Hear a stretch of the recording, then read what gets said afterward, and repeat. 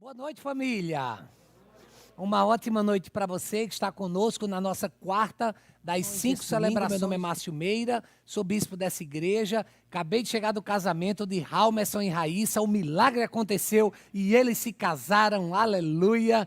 E nós estamos nesse ano de 2022, que é o ano do cuidado. Nós estamos numa série de mensagens intitulada Cuide. Você que está em casa, receba poderosamente da parte do Senhor essa mensagem que vem do coração dele para o coração de cada um de nós, que está online e que também está aqui presencialmente na Catedral Anglicana Comunhão, nós que somos uma família para pertencer. Nessa série de mensagens sobre cuidado, nós temos refletido pelo menos em 3 áreas específicas. Começamos com cuidando da nossa própria vida, falamos de saúde, finanças, a importância de nós cuidarmos das nossas áreas que estão muitas vezes nos pressionando para não avançar. Domingo passado a gente falou sobre o chamado de Deus, cuide do seu chamado, porque afinal de contas Deus tem um chamado para cada um de nós. E hoje então nós vamos para a terceira e última mensagem dessa curta série intitulada Cuide da Igreja. Hoje nós queremos falar sobre a Igreja de Jesus Cristo. Antes de mais nada, lembre-se, igreja não são 4 paredes, a igreja não é o templo, a igreja sou eu e a igreja é você. Nós somos a igreja de Jesus, quem entendeu, diga amém. Então, nessa série de mensagens, a gente está aprendendo, a partir dos conselhos do apóstolo Paulo ao seu filho na fé Timóteo, nas suas 2 cartas, nós estamos aprendendo princípios, conselhos importantes de como nós devemos, então, cuidar da vida, do chamado e da igreja. A igreja, ela é aquela que está sempre pronta para ouvir a voz do céu e ser um portador do céu aqui na terra. A igreja, ela é essencial em toda e qualquer circunstância. Se ela faz falta, porque ela serve a sociedade de forma desprendida, não espera nenhum tipo de retorno, de troca, a igreja é a maior agência de voluntariado e humanitária que existe no planeta. A igreja vai em lugares abandonados, muitas vezes, pelo próprio Estado. A igreja, ela alimenta o pobre, ela visita os prisioneiros, ela ouve os aflitos e angustiados. Nós somos essa igreja. Então, defenda a igreja. Testemunhe em nome da igreja, porque nós somos a igreja. O nosso chamado é cuidar da igreja. Nós somos organismos vivos, desta que é chamada na palavra de corpo de Cristo, nós que fazemos parte dessa família chamada igreja. E hoje eu quero compartilhar com você rapidamente 3 lições de como nós podemos então cuidar da igreja, a partir dos conselhos que o apóstolo Paulo deu então para o seu filho na fé, Timóteo. Mas antes de compartilhar, vamos orar? Pai, esta é a tua palavra e eu estou aqui como instrumento em tuas mãos. Obrigado pelo privilégio de pastorear esse povo tão lindo. E agora eu te peço unção. Derrama sobre nós de forma poderosa e exponencial, para que o abrir dos meus lábios e o meditar do meu coração sejam palavras agradáveis na tua presença. Tu que és a nossa rocha, o nosso Redentor. Amém. Então, para cuidar da igreja do Senhor, eu devo, em primeiro lugar, servi-la com fidelidade. Todos comigo? Servi-la com fidelidade. Nós precisamos entender o poder, o impacto do serviço na vida. Eu sei que no mundo corporativo o destaque é quem tem realização, números, conquistas, mas na perspectiva cristã nós vamos na contracultura. Os discípulos se reuniram para celebrar a grande ceia, era Páscoa. E todos ali se reuniam e serviria um cordeiro, seria uma grande ceia. A tradição dizia que ao chegar no lugar, precisava haver as abluções, o lavar das mãos e dos pés. Os escravos faziam isso. Cada discípulo foi chegando e não tinha ninguém para realizar aquele serviço.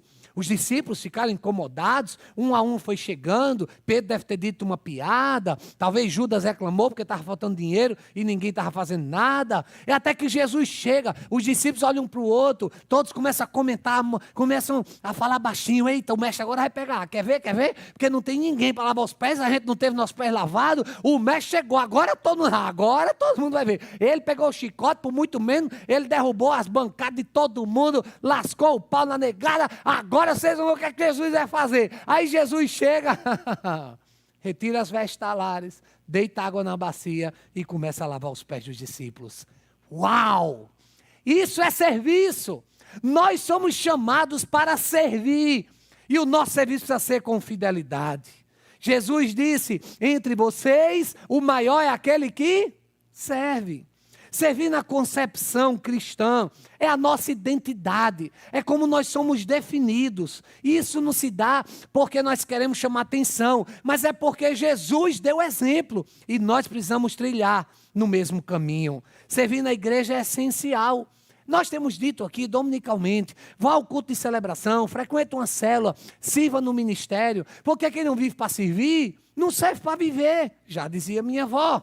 E Paulo, quando ele aconselha ao seu filho na fé, Timóteo, ele mostra o dever de um servo no tratamento com as pessoas. Venha comigo e observe na sua primeira carta, no capítulo 5, a partir do verso 1. Não repreenda Timóteo asperamente o homem idoso, mas exorte-o como se ele fosse seu pai. Trata os jovens como irmãos, as mulheres idosas como mães, as moças como irmãs, com toda pureza. Trate adequadamente as viúvas que são realmente necessitadas. O nome disso é cordialidade, é serviço, é estar pronto a dar o lugar, a dar outra face, a fazer o que é necessário. Lá fora, quando você chegou e foi estacionar o seu automóvel, possivelmente você viu pessoas servindo no trânsito. Se você não viu pessoas servindo no trânsito, isso quer dizer que nós estamos precisando de voluntários e não temos suficiente. Mas talvez lá fora você tenha visto pessoas no acolhimento te recebendo com um sorriso. Nós temos pessoas aqui na transmissão, na câmera, na fotografia. Nós temos pessoas na intercessão, na sonorização, na iluminação, na projeção.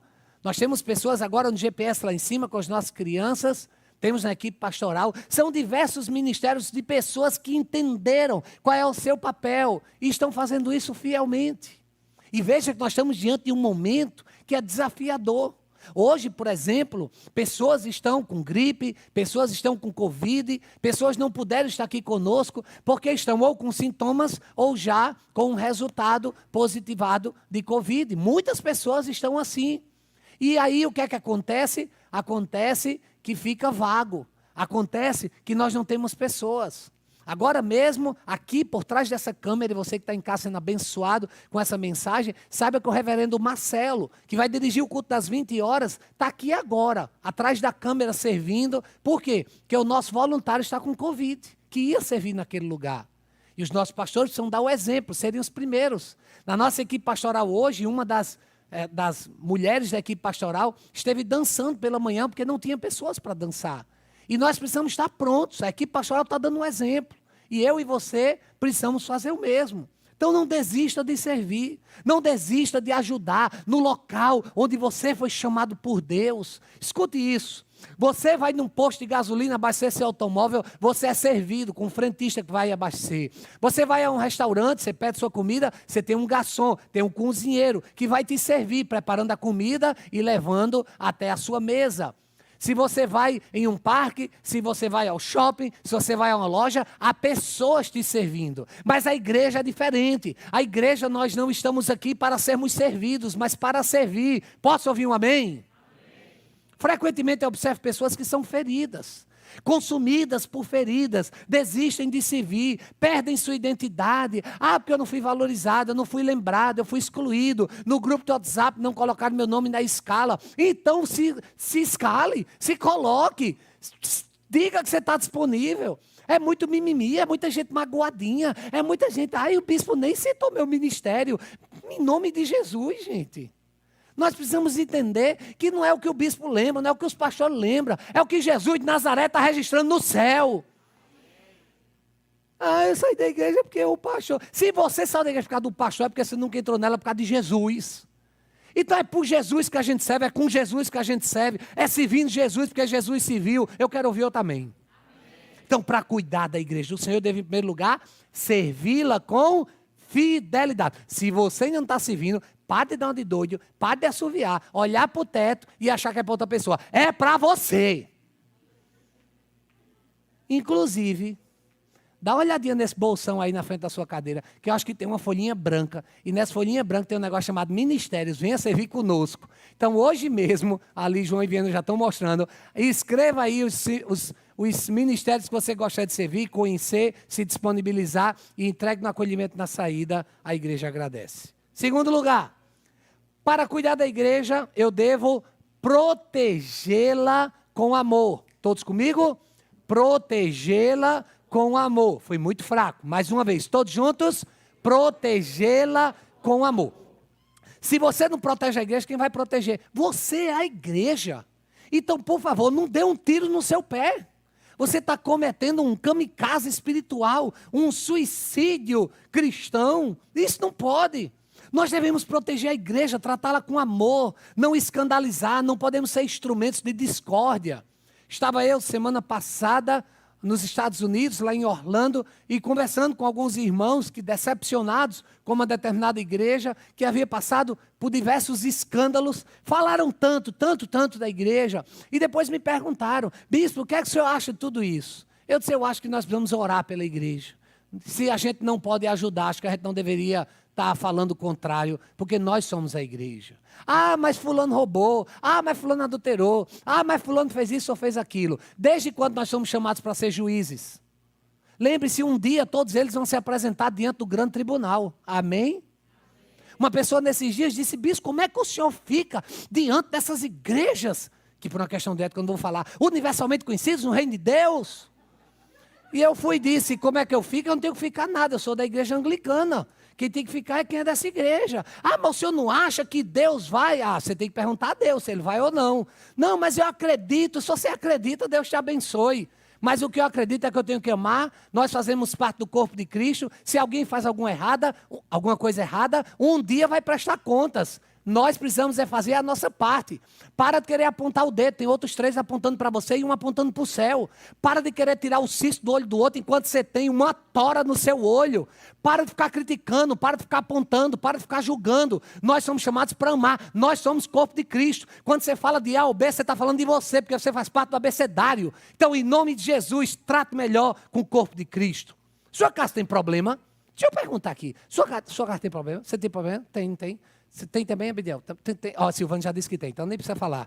Tem problema lá? Tem também. Seja bem-vindo ao time. Tem problema? Tem. A menina desse tamanho já tem problema. Amém. Você em casa tem problema? Bota aí no chat. Não bota não, que é para não se expor. Todos nós temos problema. Claro que nós temos problema. Agora, deixa eu fazer uma pergunta. Você pode falar dos seus problemas, não pode? Mas você gosta quando a pessoa fica falando dos seus problemas? Eu sou cheio de... Eu tenho algumas questões, como todo ser humano tem. E a minha esposa conhece melhor do que ninguém. Inclusive, ela, em vez de quando fala: tá vendo, amor? Você de novo está fazendo isso. Tá vendo, amor? Tá vendo? Ela fala. Agora, se você for falar a mesma coisa que ela falou, se você for falar, ela vira uma leoa. E diz: é o quê? E é engraçado, porque a pessoa está falando mesmo com aquela fala. Mas sabe assim, é igual a família. A gente fala, mas a gente não quer que ninguém fale. É assim ou não é? A igreja é uma família. Claro que a igreja tem limitações, claro que na igreja tem problema. Não existe igreja perfeita. Entre nós aqui a gente se trata. Agora não deixe ninguém de fora estar falando, porque nós somos uma família. Aleluia. Então a gente não pode estar com dissensão, facção, divisão, falando uns dos outros, falando de A, B e C. De jeito nenhum. Precisamos defender e zelar pela nossa família chamada igreja. A igreja não pode ser alvo de críticas infundadas, superficial, repleta de pessoas que olham apenas para si, que não estão envolvidas no corpo de Cristo. Olha o que Paulo falou sobre isso. Por favor, vem comigo agora para a segunda carta de Paulo, quando ele escreve a Timóteo no capítulo 2, verso 14. Paulo aconselha assim, seu filho na fé, Timóteo: não se envolva em discussões acerca de palavras. Isso não tem proveito. E serve apenas para perverter os ouvintes. Procure apresentar-se a Deus aprovado como obreiro, que não tem que se vergonhar, que maneja corretamente a palavra da verdade. Evite as conversas inúteis e profanas. É muita gente com conversa sem futuro. Conversa água. Conversa sanduíche natural. Coisa nenhuma com nada dentro. É muita gente com essas conversas, e com mimimi, e fica com lenga-lenga, e é um leve trás. Sabe, assim, é muito pastor que fica, sabe, com discussão no Facebook, e fica brigando, discutindo. Gente, em nome de Jesus, me economize. Para com isso. Pessoas que não têm motivação para edificar a igreja, aí fica promovendo divisão, engano, fica jogando um contra o outro. E via de regra, é gente doente, é gente ferida, é gente decepcionada, sabe? Aí, em vez de amar, fica criticando. Tem um movimento dos sem igreja. É a igreja sem igreja. Valei nosso Senhor Jesus Cristo. Endoidou meu cabeção.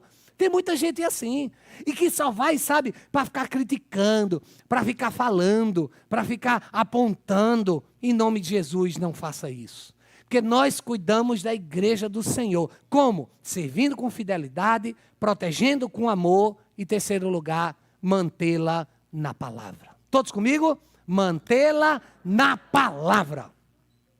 Nós temos a Bíblia Sagrada. Ela é a nossa regra de fé e prática. Nela está contida a nossa doutrina de vida, a Bíblia Sagrada. Ela é lâmpada para os nossos pés, ela é luz para o nosso caminho. Ela é a espada diante da guerra. Ela está na nossa mente para termos a mente de Cristo. Ela está no nosso coração para nós não pecarmos contra Deus. Nós precisamos ter a palavra. A palavra é o firme fundamento, onde nós iremos erguer a nossa casa, a nossa vida, os nossos sonhos. A igreja precisa estar atento à sua vida. E esse olhar crítico de quem está dentro do processo, isso é muito importante. Porque a gente vive num tempo, querido, escute isso, em que, graças a Deus, não faltam bons recursos. É comentário bíblico. Nós temos excelentes livros. Nós temos tantos recursos hoje, a internet. Mas tem muito pregador aí fora que prega tudo menos a Bíblia. Que fala sobre motivação, fala sobre treinamento, coach, fala sobre crescimento, fala sobre tudo. E Bíblia, Bíblia, Bíblia. Eu fico sentindo falta da Bíblia. Cadê a Bíblia? Cadê a palavra? Sabe, você fica em busca, cadê a palavra? Não podemos negociar a palavra de Deus. Ela é condição sine qua non. É ela quem faz todas as coisas. É ela quem transforma. É ela quem penetra no mais íntimo do nosso ser, a ponto de trazer essa divisão entre alma e espírito, juntas e medulas. E ela é apta para discernir os pensamentos e propósitos do coração. Então, todos os dias pela manhã, leia a palavra. Tenha a palavra de Deus como seu primeiro alimento diário.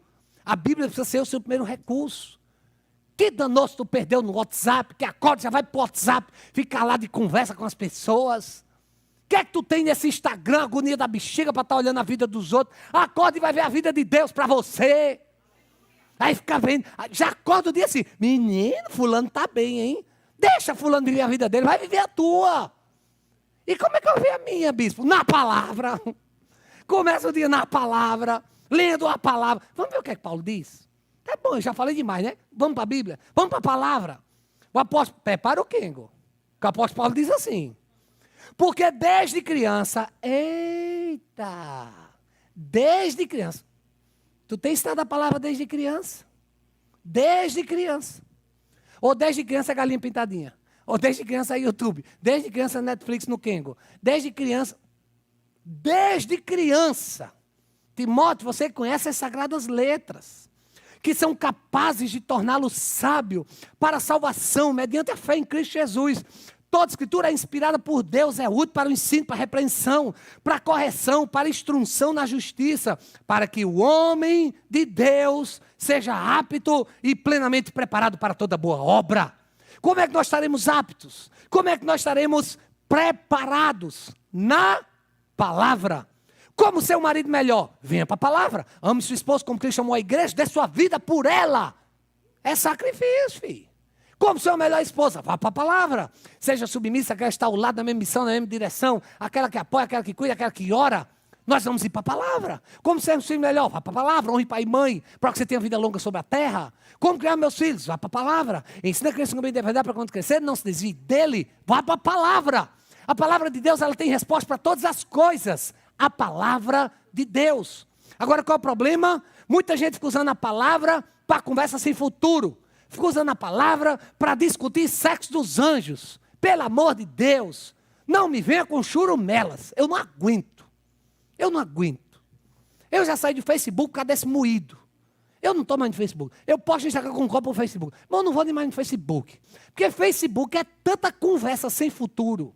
Aí agora estou indo no meu Instagram, gente. Hoje, no meu Instagram, o caba lá perguntou: bispo, eu tenho muita curiosidade para saber qual é a sua perspectiva teológica a respeito da escatologia. Meu Deus do céu. O senhor é pré-milenista, pós-milenista, amilenista, o senhor é pré-tribulacionista, pós-tribulacionista, atribulacionista. O que é que o senhor crê? O senhor crê que Jesus vai voltar, depois vai vir a tribulação? Ou o senhor crê que primeiro vai vir a tribulação, depois Jesus vai voltar? Eu digo, meu filho, você está muito atribulado do juízo. Pelo amor de Jesus. Eu creio que Jesus vai vir. Aleluia. Eu vou para o céu. Aleluia. O resto é detalhes. Mas tem muita gente que fica com esse moído. Não, mas você é arminiano? Você é calvinista? Você é o quê? Eu sou de Jesus. Serve. Porque tem muita gente que fica com moído.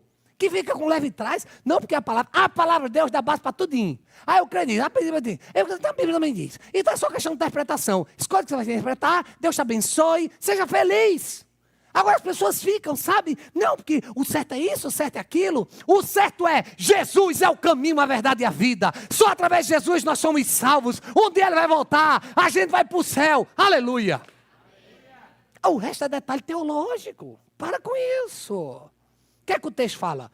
Permaneça nas coisas que você aprendeu. Tenha convicção.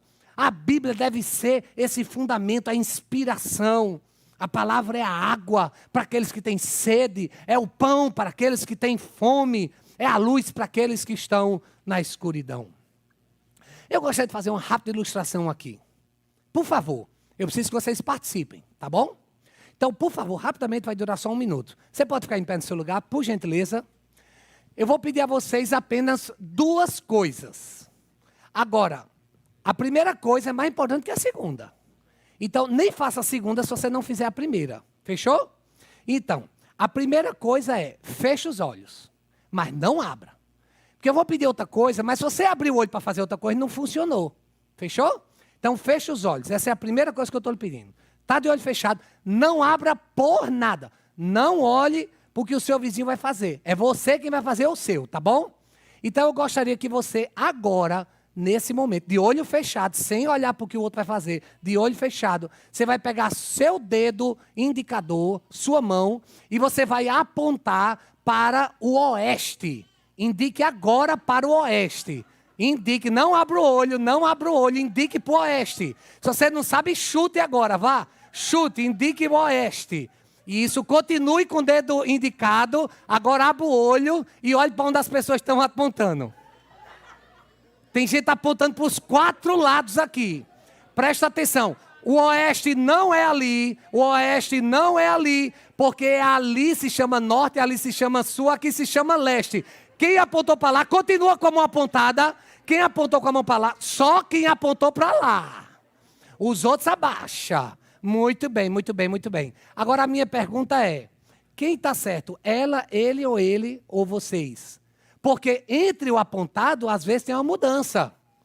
O sensei Marcílio fez assim, ele apontou para o lugar certo. A esposa estava em outra direção, mas um detalhe, né? Ele apontou para o lugar certo. Mas a minha pergunta é, será que ele está apontando exatamente para o lugar certo? Então, para facilitar, eu estou com a bússola na mão. Com a bússola na mão eu vou dar a posição exata. Então, o oeste está exatamente nessa posição aqui.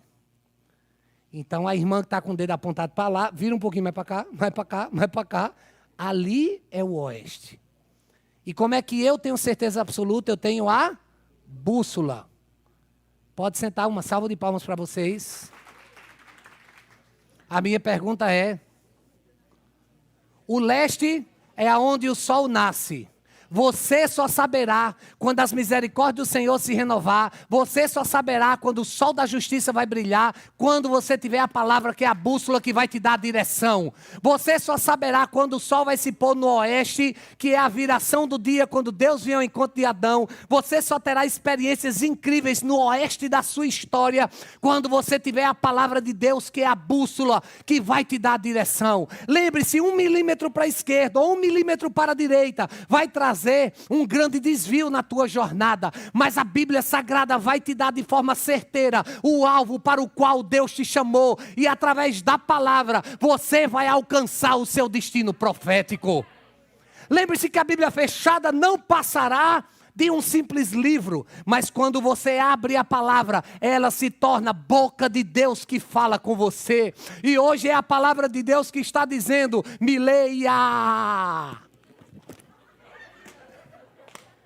A bicha está viva mesmo, aleluia. Meu Deus, obrigado, irmã. Leia a palavra, irmã, aleluia. Meu Deus, ela está viva, glória a Jesus. A palavra do Senhor. Qual é o seu norte? Qual é o chamado que Deus tem para você?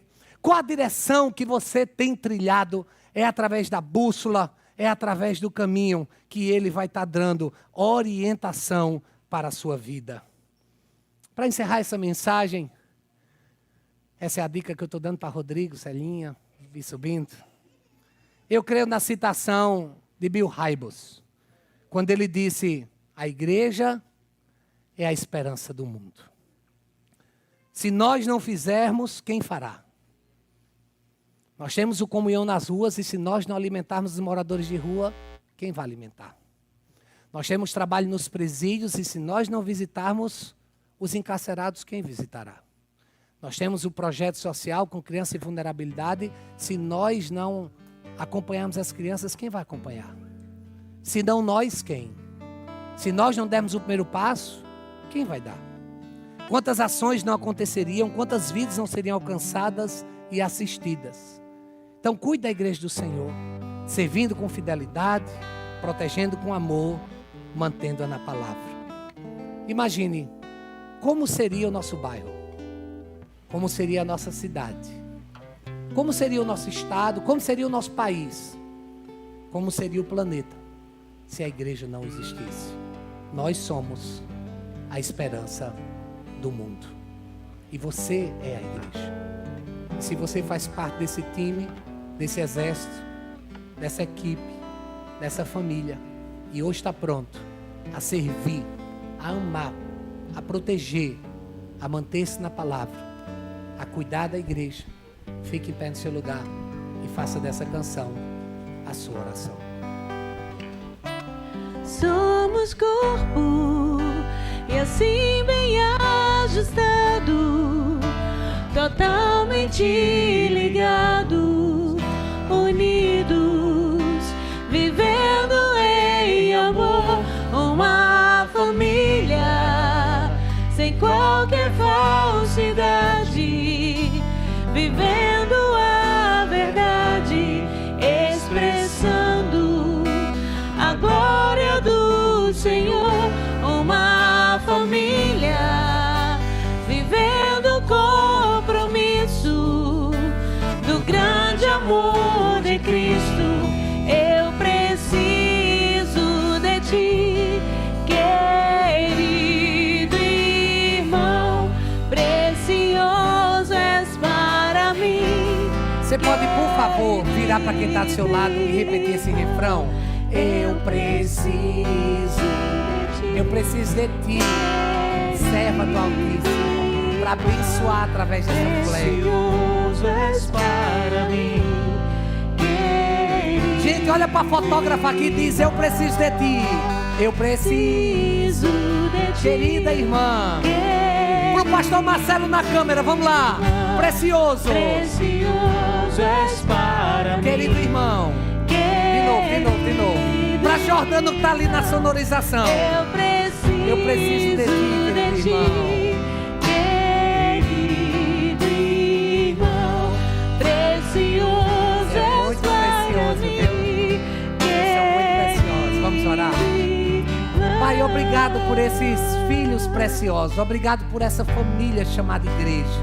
Hoje estamos aqui, Senhor, louvando, intercedendo, servindo, para oferecer o nosso melhor. Esse é o corpo de Cristo. Por isso abençoe aqueles que estão em casa, para despertem sobre a importância de vida, estar aqui conosco, servindo, participando. Abençoe aqueles que enfermos estão agora através dessa transmissão. Abençoe aqueles que com Covid foram constatados, com gripe, aqueles que estão com limitações. Abençoe a saúde de cada um deles. Abençoe aqui a ministra Celinha, nosso querido irmão aqui, Rodrigo. Abençoe, Senhor, Glauber, está aqui servindo no baixo. Obrigado pela vida de Emanuel aqui na bateria.